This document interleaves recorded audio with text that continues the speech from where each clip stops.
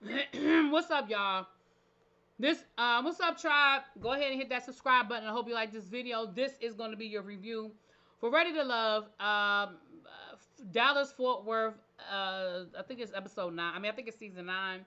This is episode 4. Yeah, episode 4. So it's the ladies. Ladies have the power to eliminate. Tommy says, "I want you guys to focus on intimacy. I want you to get to know each other. Not sexually intimate, but get to the probing, get underneath the skin, okay? Because the first dude didn't show up and left Tommy hanging, he has a replacement. His name is Justin. He's a PE teacher. He's originally from Mississippi. Now he's down in the Dallas Fort Worth area. Now, I personally feel like they should have brought back the guy that got eliminated. Although, he probably would have still got eliminated, the fashion designer. But I know clearly they're not bringing them back because we are on episode 5. But I really feel like, well, this is the review of episode 4, but we're late. But I don't know. I just don't. I like the fact that they switched it up this year. I don't like the fact that people still get eliminated that fast. But I get it. It's a show. It's 10 episodes. We got to get through these people. So Justin and hold on, let me get my notes because y'all know I'm still learning these people's names. Actually, no, before we get to Justin and Rashida, William, Alexis, Lamar, Rashida, and Will actually played basketball. They had a whole basketball game where Alexis was the ref because she's a referee. William and Alexis were on the same team, and then it was Lamar and Rashida. Or Rashina. Is it Rashida or Rashina? I think it's an N and not a D. Charge it to my head, not my heart, if I'm saying it wrong, because I know I'm saying O'Shea. Oh, oh, O'Shea. Oh, Asha.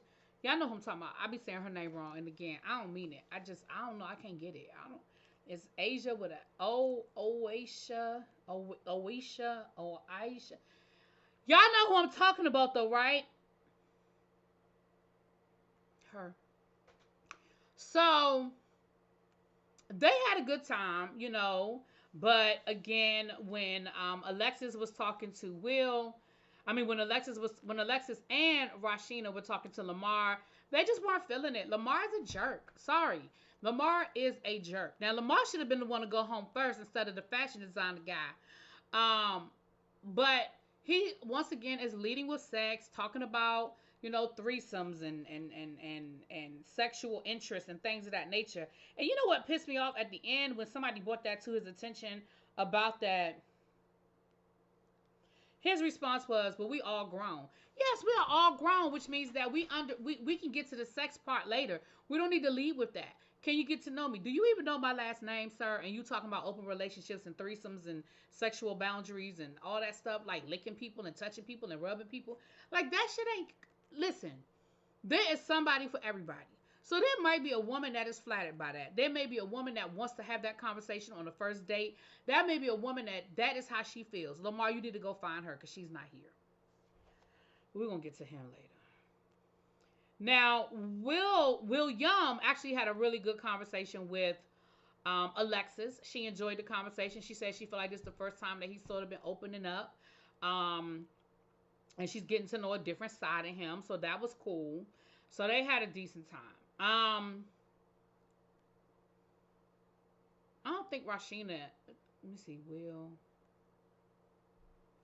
trying to think. Will seemed to have a good conversation. Him and Alexis are cool. I don't think Rashina was feeling him, but him and Alexis are cool. But Rashina and Justin went out on a date. They went to the dog park. Now, Justin said that it was a little distracting trying to, have a decent conversation with the dogs running around and chasing balls and doing the things that dogs do. He said, well, we did have a chance to actually sit down and have a conversation. And they seemed like they did have a really good, they seemed like they had a really good conversation.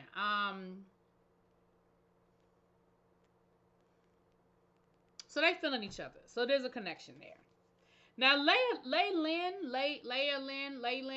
she had to have a conversation with Tommy. She said, listen, I got a lot going on. I really want to be a part of this process, but I have some family things that are pulling at me, and I just don't know if I have the time right now to devote to this. And I'm really asking for your advice. Like, what do you think?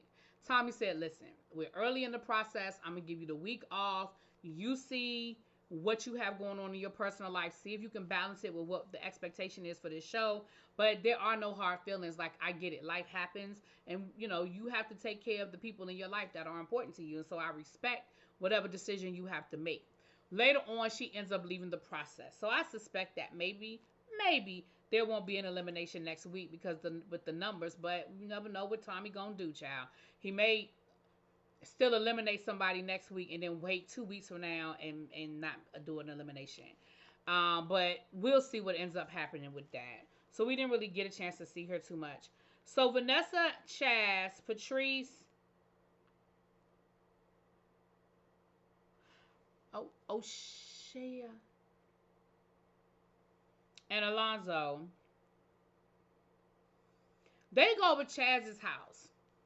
Now, Justin, I have to agree. Now, Patrice ends up, no, so Patrice was the one that went on a date with Justin. Because Patrice ended up inviting Justin, and then nobody asked, like, you just invited Justin to show up. Like, you just decided it would be a good idea for you to invite. Now, it'd be different if y'all was going to a club or going to a bar. Listen, if I'm getting these people's names right, please charge it to my head, not my heart. I wrote the names down. But a couple of these ladies look alike to me. And I think I might have wrote their names down. Patrice and Rashina look alike to me. And Goshea. They all look alike to me. So I apologize if I'm getting them wrong. But neither here nor there. We get to Chaz's house. And again, like I said, you don't get to just invite people to my house. Now, if we was at a bar or something, that'd be a different conversation. But you just decided to invite the people to my house. But Vanessa and Chaz definitely have a connection. We saw them at the end of the night have a little private moment, and they was all giggling, and they was all wooty-wooting and everything. Now, Will, although I can appreciate the fact that you did not show up to somebody else's house empty-handed, did you have to keep it in the brown paper bag? I just feel like we too old to be walking around with brown paper bags. Maybe that's a me thing. Maybe y'all might say that's a bougie thing. I don't know. But I just feel like, why are we walking around with brown paper bags? You couldn't find a nice wine bag. They sell them at the liquor store. The little bag you could put the bottle of wine in. Or you could have just walked in there with the bottle in your hand. I don't know. I'd rather you just walk in there with the bottle in your hand than the brown paper bag. Because then it looked like Ripple. It looked like you was on your way to Sanford and Son House with a bottle of Ripple. You was Grady. I don't know. If that reference is too old for you, I don't know if we can be friends. Moving on. Now, Alonzo had a conversation with Goshea, Ashia. I'm sorry, baby. I know I'm getting your name wrong. I'm sorry. I can't even give you a nickname. But either way,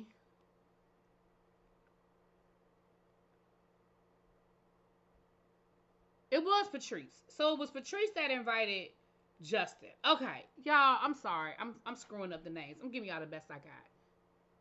I'm going to need a bake over here. I'm giving you the best that I got. But with that being said,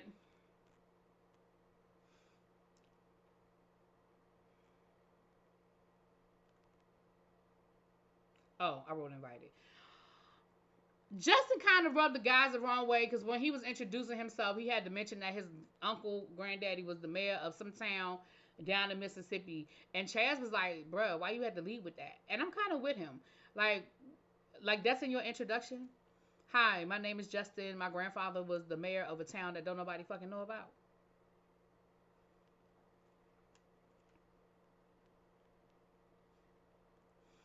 But it looks like they started playing some dominoes. They got to talking a little trash, and everything was everything. Looks like by the end of the evening, they had a good time. Now, Alonzo did apologize to, because I really want to get these people's names right. Alonzo did apologize to,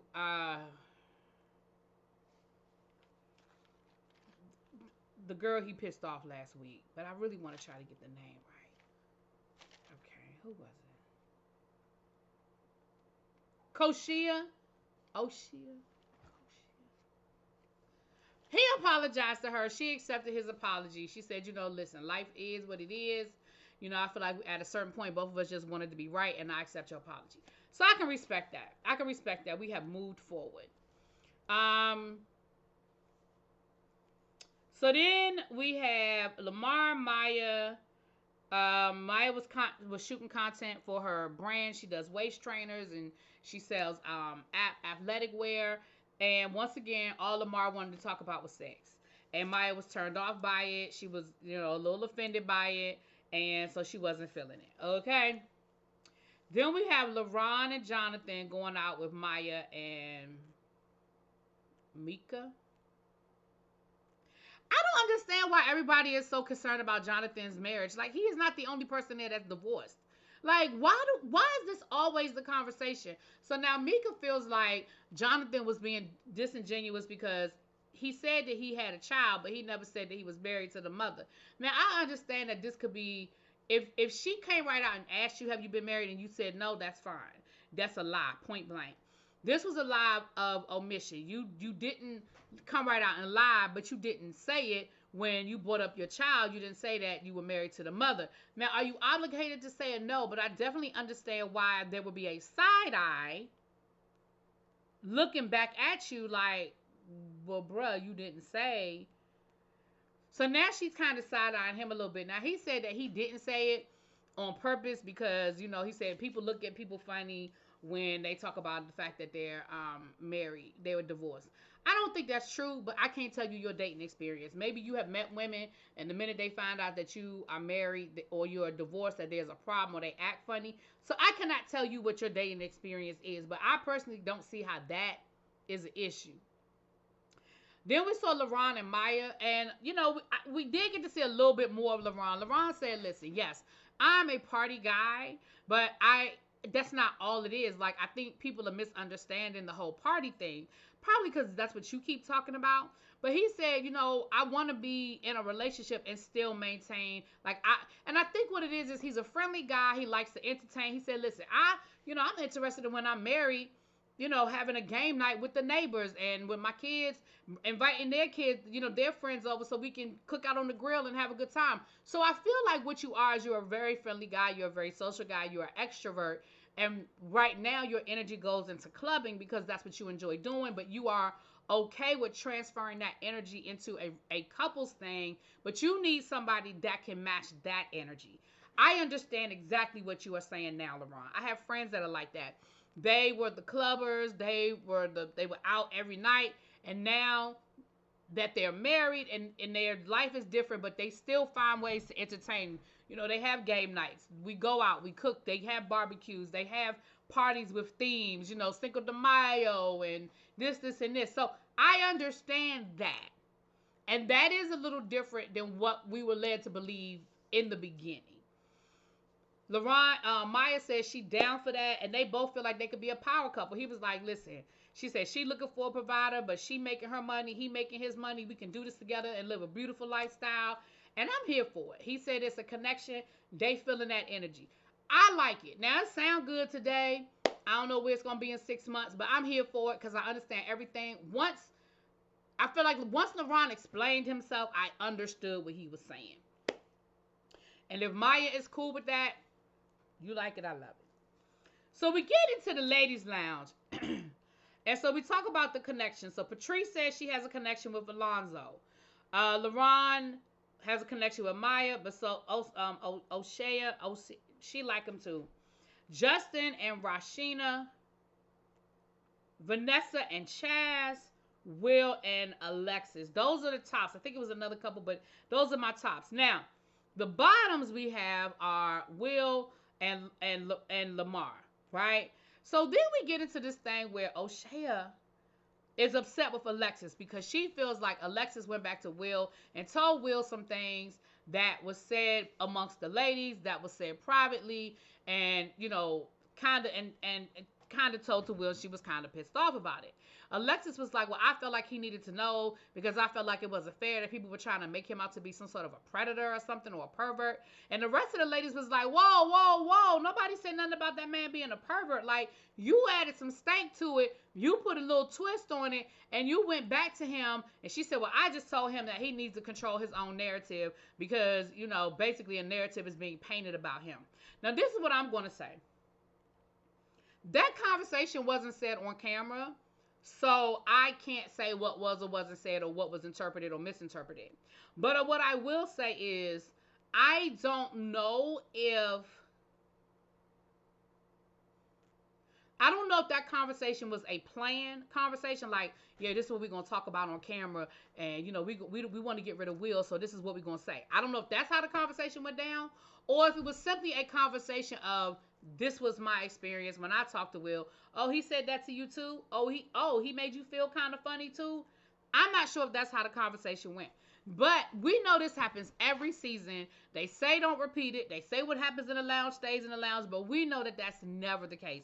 We have been told by multiple castmates that that it never stays private. So Alexis isn't the first one to break that confidence. She ain't gonna be the last one this season. But it got nasty. It got really, really nasty. They was calling each other. O'Shea called you. You could tell that you could tell it was edited. So we saw probably the highlights. But O'Shea, I'm just call the baby O'Shea, and I know that's not your name, so you can cuss me out in the comments for fucking your name up. I'm okay with that because I know I am messing your name up, and I apologize for that. But she cussed out Alexis, called her out her name. Alexis said, "Baby, we can make it happen. I can meet you outside at 3 o'clock." Tommy, the one thing I love about Tommy Miles is Tommy know that no matter what go down, ain't nobody gonna fuck with him. Because when I tell you he don't be flinching, he just be sitting there with his legs crossed, like, let me know when they finish. He don't flinch. He don't move. He don't get up. He don't do. He does it at the reunion when they get to arguing, all that. And when they get done, then he always gives them the Black Kings and Black Queens speech and how we need to watch how we are representing ourselves and can we move on. I can sort of respect that. I think it's funny as hell, but I could definitely respect that he is sitting there like, listen, this is what we're not gonna do.